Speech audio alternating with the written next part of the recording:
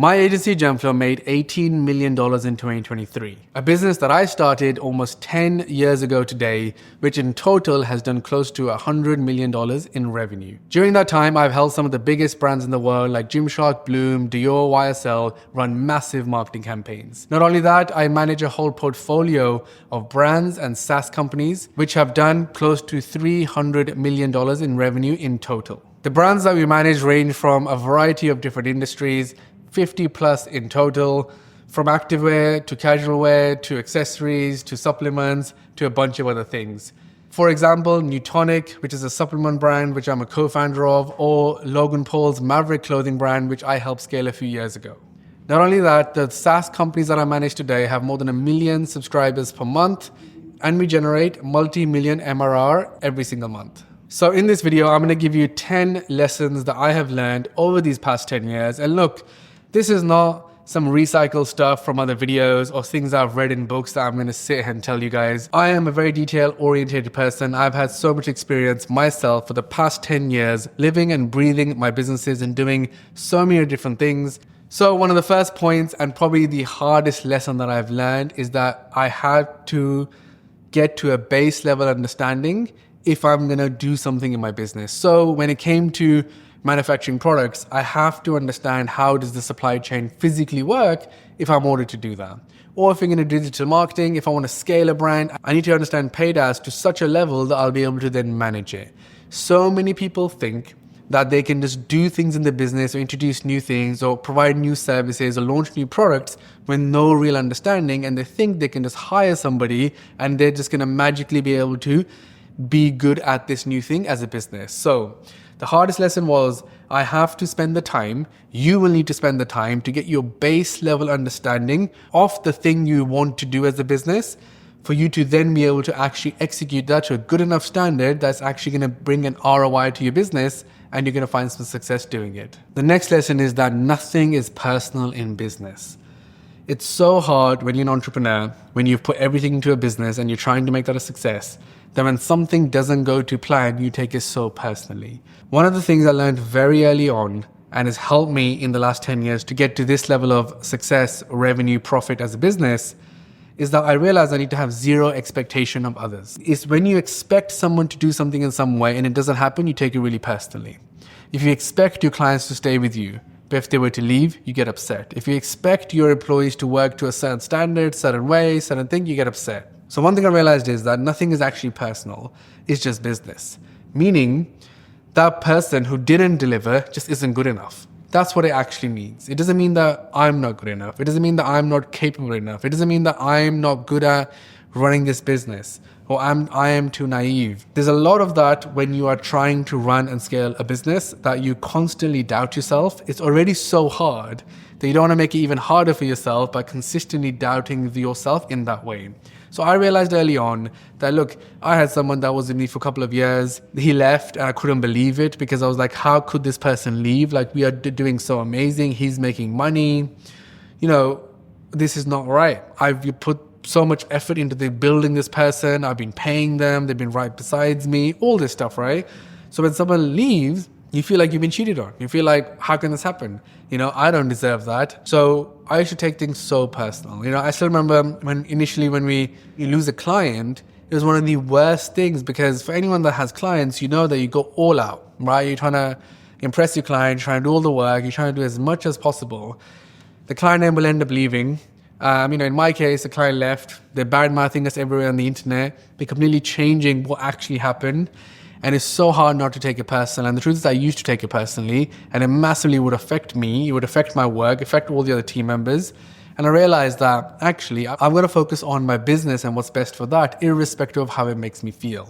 One of the next lessons is that you have to master your time allocation as the founder, CEO of a business. So what I mean by this is one thing that I have done really well, which has helped scale my business, is that I realized that I need to do things in small batches of time. So I would spend like 6 weeks hard on signing new clients and being very focused on that, because the truth is the market moves so fast that every time you're trying to sign more new clients, you almost have to learn what is going to work during that moment in time. Because the way you structure your offer, the way you pitch yourself, it has to continuously evolve, and it can't be exactly the same as it once was 1 year ago, 6 months ago, when you signed whatever clients you have today. So what I've always done is I will go deep into signing clients, mastering that once again, and once that's worked, I then switch to execution, and I would stay involved in the onboarding, in the delivery of the work, because I also want to make sure we are still good enough as an agency, we were still good enough at providing the services, and get the real understanding of the work on the ground and the things and the tactics we're using, because the next time I'm going to go out to sign clients, that gives me all the ammunition to go and sign clients again. And that is the secret. A lot of people think that, when a business grows, or as you're going to scale, or if you're ever going to hit, 7 figures a month, you're going to have teams doing sales and teams doing ops, and, it's just going to all keep working forever and ever. That's exactly how you actually run a business into the ground. And to be honest, when I ever see businesses that fail, I always think how? Because you would always see it coming, because your sales performance would drop, right? You would not be signing any more clients. The performance of your current clients will be dropping, i.e. retention would be going down, people would be leaving you. You will see it happen. So I found this way of working for my time gives me the thing that I need, which is I have a finger on the pulse when it comes to acquiring clients and what it's going to take, what messaging, what angles, what pricing, and how I'm going to sign clients, and we're going to stay ahead of the game. And at the same time, I'm so into the detail on purpose to understand the detail enough to then be able to sell it to the next people. Which is a related point, I guess, as part of this lesson, is that staying in the detail as a founder CEO is vital to your success. Don't believe what people tell you, that you're just going to set it up, you're going to step away, other people are going to do everything for you. You should now be taking a back seat, you're just going to hire someone, it's going to happen for you. That is just not true. It is not how you scale a business. That's stuff that people put in books and courses and whatever else because it sounds good. The real operators in the world, the real largest business owners in the world are all into the detail, and that's their main focus, and they stay focused on their main business no matter what. So that's what I would do if I was you.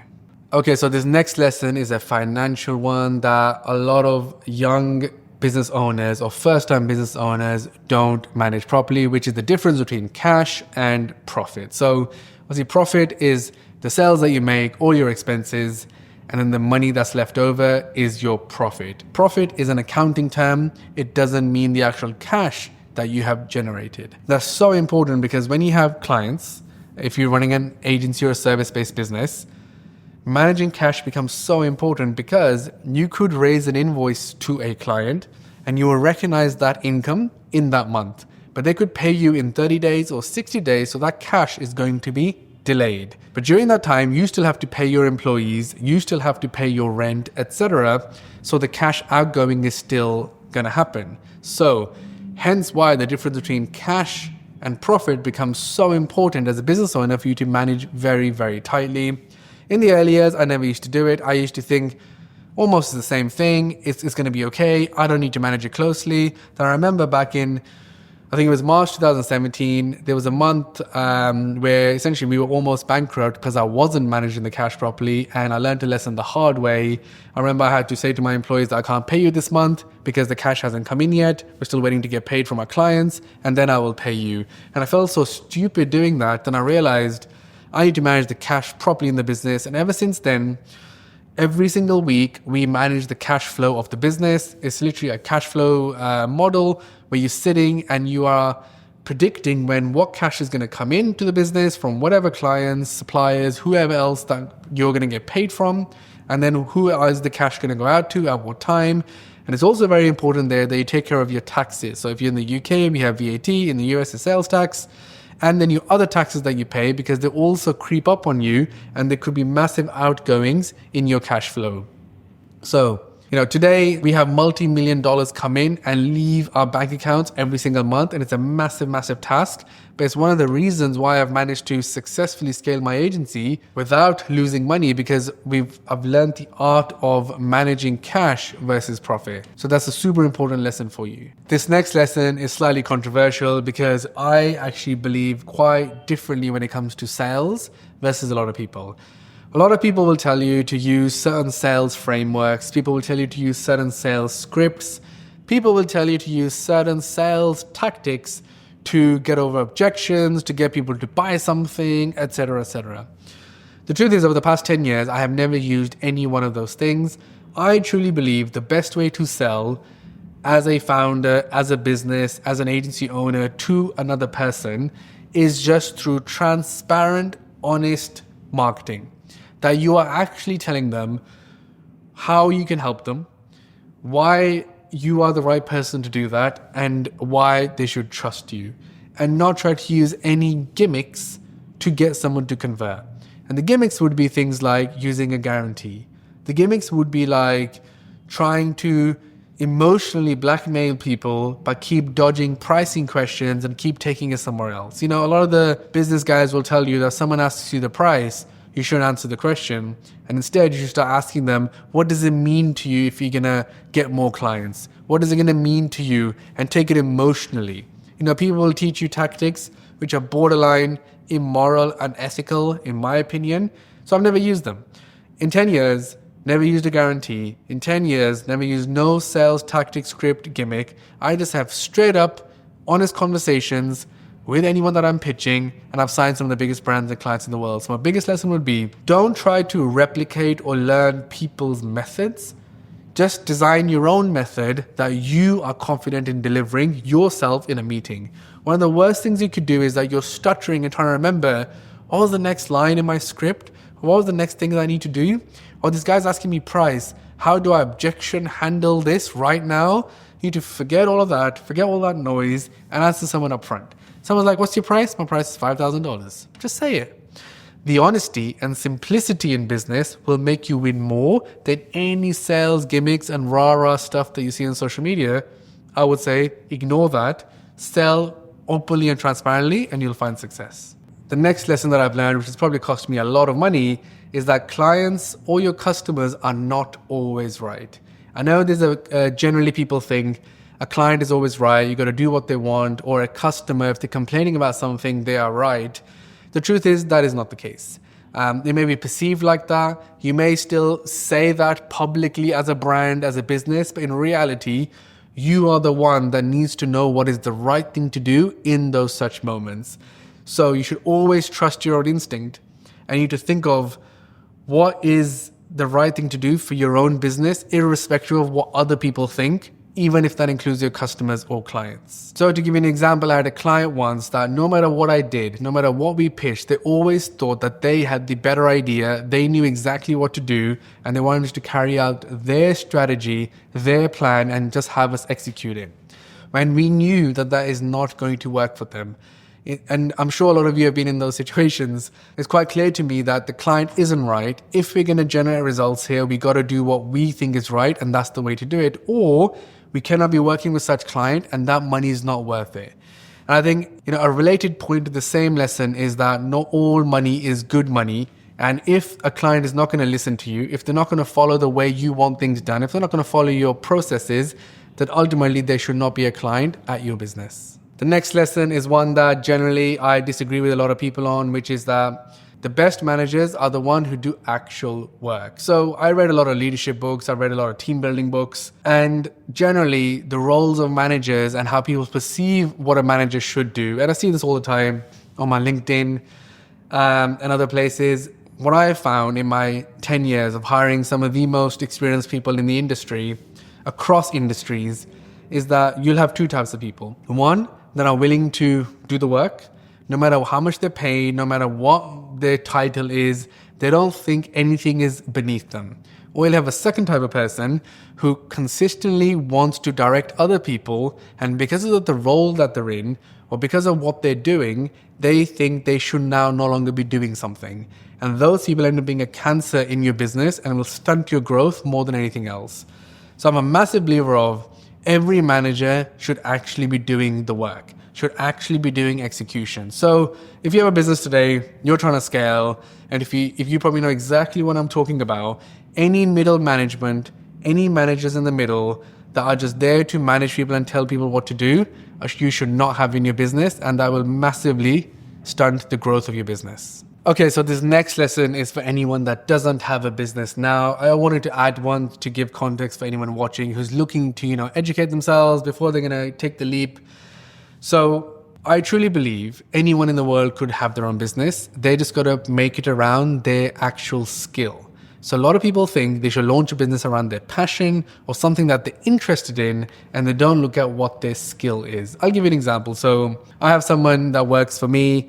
She wanted to work with clients, and she always dreamt of managing the biggest clients, brands, creators in the world. So that's where she started off her career in. She did that for a few jobs and then she joined my business. But all along, she had a hidden skill, which she has a natural born skill that she's amazing at organizing things, being organized, organizing other people, i.e. operations. So as soon as she moved to honing in her skill, her natural born skill, which was just being a very organized person, and turning that into her speciality, she's absolutely crushed it. Versus what she thought her passion was, that she wants to travel, she wants to work with brands, she wants to live the life, and that she was not built for it. And that's the exact thing about entrepreneurship. Every one of us has some skill. If you go back in your life and you look at growing up, what would you good at? In your friends group, who were you? Were you the person telling people where to go, when, and are you the person organizing the trip? Or are you the person that wasn't that and you just had no control over that stuff?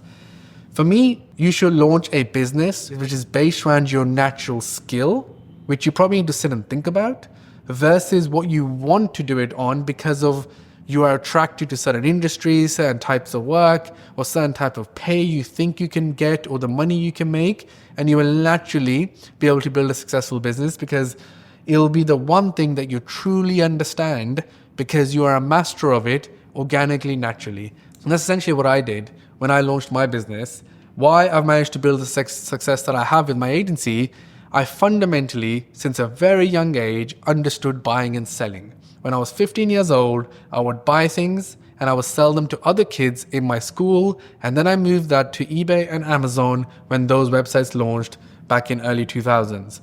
So I honed in on my skill, which was I knew this guy wants something. I'm going to buy it from here at a margin. I'm going to sell it. It was my natural born skill. I don't know why I had this inkling, but I just did.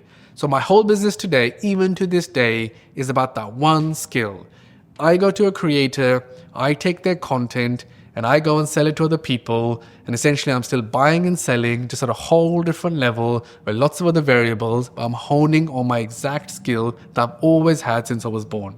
So this next lesson is all about driving performance in your business. What I've managed to do over the past few years is really hone in on driving the business through numbers, because people lie, numbers don't lie. Ultimately, you have to run your business through numbers and not through people, emotions, relationships, and how you feel or how something makes you feel. You'll have a lot of people that work really hard for you and try their best. But if they're still not hitting the numbers, that's the actual business problem for you to solve. So what I would do is use a thing called OKRs and KPIs, which I will talk you through now. Let's throw through an example. So imagine the objective is you want to grow your business, right? You want to grow your agency, let's say. We'll focus on a service business agency for this example. So you want to get 100 more clients this year, using 100 to keep the example super simple. So imagine you want to sign 100 clients, and for simplicity, in 1 year, let's say that's 25 clients per quarter. For you to achieve that, it doesn't really matter how hard your team works. You actually have to figure out the numbers that's going to deliver that for you. So to sign 25 clients, you may need to have, 1,000 emails go out, and you may need to have 200 meetings from which you'll then sign your 25 clients. So each one of those things are super measurable. The idea of an OKR is that there's an objective, then there's key results you must hit to try to achieve that objective. Then what I do is I take that and I will turn that into micro KPIs, and you cascade that down to the different managers and team members across the whole business.